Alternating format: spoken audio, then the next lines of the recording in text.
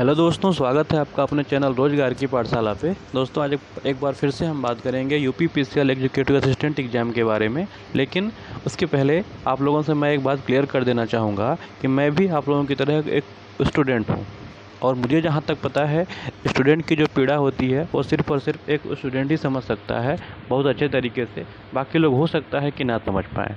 तो प्लीज़ मेरी बातों को ध्यान से सुनिएगा और उसके बाद अपनी राय प्रतिक्रिया ज़रूर दीजिएगा। तो बाकी और जो लोग भाई हैं, जो भी मित्र हैं, ये पूछ रहे हैं कि सर आप प्रूफ़ दिखाइए, तो वाकई मेरे पास कोई प्रूफ़ नहीं है। मेरे पास बिल्कुल कोई प्रूफ़ नहीं है। बस हाँ, कुछ लोग हैं जो जॉब करते हैं उसमें, और जो खबर देते हैं मैं आप तक पहुंचाने की कोशिश करता हूं।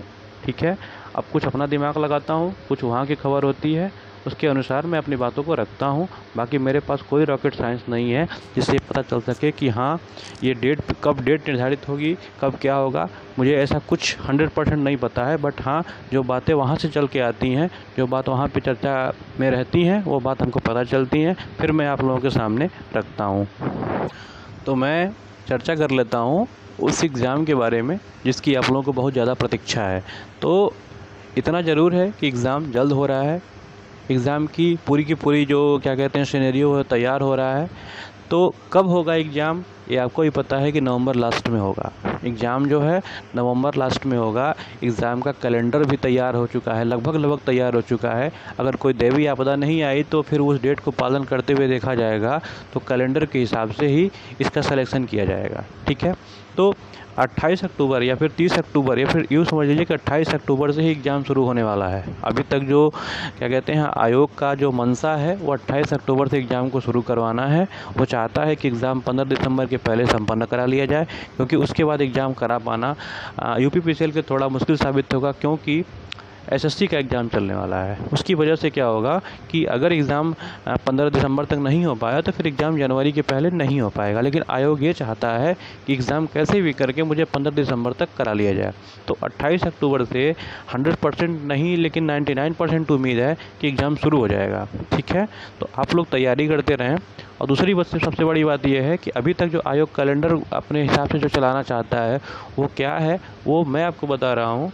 आयोग चाहता है कि एग्ज़ाम जो है वो 15 दिसंबर के पहले घोषित कर दिया जाए, और इसका जो रिज़ल्ट है, जी हाँ दोस्तों, इसका जो रिज़ल्ट है वो 20 जनवरी के आसपास या फिर 20 से 25 जनवरी के आसपास घोषित करने का आयोग का पूरा प्लान है। ठीक है, जो रिज़ल्ट घोषित करने का प्लान है, जो फेज़ 1 है यानी कि जो रिटन एग्ज़ाम है, उसका जो रिज़ल्ट घोषित करने का प्लान है आयोग का।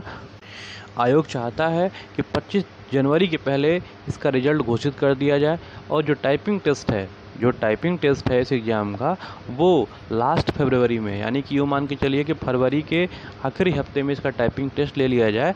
और टाइपिंग टेस्ट लेने के बाद जो इसका रिज़ल्ट है, जो टाइपिंग टेस्ट का जो रिज़ल्ट है वो मिड अप्रैल में, जी हाँ दोस्तों, मिड अप्रैल में घोषित कर दिया जाए। अगर मिड अप्रैल में इसका रिज़ल्ट आ जाता है, या फिर यूँ समझ लीजिए कि 25 अप्रैल तक भी इसका अगर रिज़ल्ट आ जाता है, फाइनल रिज़ल्ट आ जाता है, तो यूपीपीसीएल में जो होता है डीवी कराने में और ज्वाइनिंग लेने में बहुत ज़्यादा समय नहीं लगाते हैं। मुश्किल से मुश्किल आपको जो है 20 से 25 दिन लगता है आपकी डीवी कराने में और आपकी ज्वाइनिंग प्रक्रिया को संपन्न कराने में। ठीक है, तो अगर ये 25 अप्रैल तक, जी हाँ दोस्तों, अगर 25 अप्रैल तक रिज़ल्ट आ जाता है टाइपिंग का और फाइनल लिस्ट आ जाती है, तो यूँ समझ लीजिए कि आपके डीवी और आपकी ज्वाइनिंग मई के महीने में हो जाएगी। मई के लास्ट तक आते आते आपके हाथ में ये जॉब हो जाएगी। ठीक है, तो बिल्कुल परेशान मत होइए, आप लोग अपनी तैयारी लगातार मेंटेन करके रखे रहिए, और ये एग्ज़ाम जो होगा वो बिल्कुल नियत समय पे होगा। जो लोग ये कह रहे हैं कि नहीं जनवरी में होगा, कुछ लोग कह रहे हैं फरवरी में होगा, बिल्कुल उनकी बातों पे ध्यान मत दीजिए। एग्ज़ाम लास्ट नवंबर से ही शुरू होगा और 15 दिसंबर के बीच में एग्ज़ाम ख़त्म हो जाएगा। ठीक है, अब सबसे बड़ी बात यह है कि कितना तैयार हैं हम कितना तैयार हैं एग्ज़ाम देने के लिए। देखिए, बहुत सारे एग्ज़ाम होते हैं, एग्ज़ाम की वेट हर बच्चों को होता है, क्योंकि डेट निर्धारित हो जाता है तो बच्चों का उसमें मन लगने लगता है। ठीक है, लेकिन एग्ज़ाम के लिए तैयार हम कितने हैं ये भी हमें देखना पड़ेगा, क्योंकि एग्ज़ाम का जो लेवल है लगातार बढ़ता जा रहा है। लेवल कम होता जाएगा तो एग्ज़ाम का मेरिट बढ़ता जाएगा। इसलिए आपको ही पता होगा कि एग्ज़ाम का जो क्वेश्चन है इसमें बहुत ज़्यादा टफ नहीं होता है। एग्ज़ाम के जो क्वेश्चन है इसमें बहुत ज़्यादा टफ़ बिल्कुल नहीं होते हैं, लेकिन हाँ एक चीज़ ज़रूर है कि जब एग्ज़ाम के क्वेश्चन टफ़ नहीं होते हैं तो सबके लिए टफ़ नहीं होते हैं, ठीक है। तो इसलिए जितना ज़्यादा से ज़्यादा हो सके प्रैक्टिस करिए। इतना मान के चलिए किसी कोई कट ऑफ नहीं हो सकती है। इस एग्ज़ाम को जो ये बना के चल रहा है कि नहीं 120 मेरा हो जाएगा, 130 मेरा हो जाएगा, ऐसा कुछ नहीं है। एग्ज़ाम के पहले कोई भी कट ऑफ निर्धारित कर पाना समझ लीजिए कि बेवकूफ़ी है। आप अपने प्रयास को 100% लेकर के चलिए, ठीक है। इतना मान के चलिए कि हम 100 में 100 करके ही आएंगे, ठीक है। तो उसके हिसाब से आप मेहनत करिए, क्योंकि एग्ज़ाम का पेपर डिसाइड करेगा कि कट ऑफ कितनी जाएगी। तो जो लोग ये बता रहे हैं कि नहीं कट ऑफ 120 प्लस जाएगी, 125 जाएगी, 130 जाएगी, ऐसा कुछ भी नहीं है। आप लगातार प्रैक्टिस करते रहिए। हाँ एक चीज़ ज़रूर है, इसमें सिर्फ प्रैक्टिस करिए, कॉन्सेप्ट के साथ प्रैक्टिस भी करना पड़ेगा, तभी एग्ज़ाम निकल पाएगा, ठीक है। क्योंकि ऐसे ऐसे क्वेश्चंस होते हैं इसमें जो आते ज़रूर हैं और इंसान करके भी आता है, देखने में आसान लगता है, लेकिन कहीं ना कहीं वो क्वेश्चन गलत हो जाता है क्योंकि हम प्रैक्टिस नहीं किए रहते हैं, ठीक है। तो पूरा का पूरा कैलेंडर तैयार है आयोग के पास। आयोग चाहता है एग्ज़ाम कराना, यूपीपीसीएल एग्ज़ाम कराना चाहता है, ऐसी कोई मंशा नहीं है, एग्ज़ाम को डिले कराने की कोई मंशा नहीं है, ठीक है। और हाँ एक कुछ लोगों के मन में ये भी क्वेश्चन है कि एग्ज़ाम का रिटन एग्ज़ाम और टाइपिंग एक दिन होगा, तो ऐसा कुछ भी नहीं है, ठीक है। टाइपिंग अलग डेट को होगा और एग्ज़ाम जो होगा वो अलग डेट को होगा, ठीक है। तो लगातार प्रैक्टिस करते रहिए, बस प्रैक्टिस करिए और क्वेश्चन को सॉल्व करते रहिए, आपका एग्ज़ाम निकल जाएगा, ठीक है।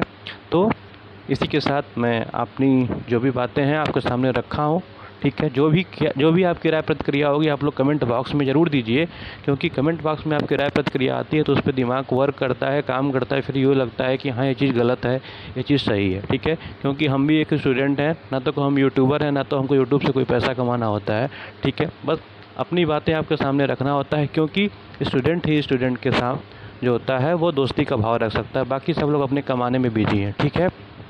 तो जैसे भी होगा प्यार दीजिएगा, आशीर्वाद दीजिएगा। बाकी मिलते हैं किसी अगले वीडियो में अगले क्या कहते हैं अपडेट के साथ। तब तक के लिए शुभ रात्रि।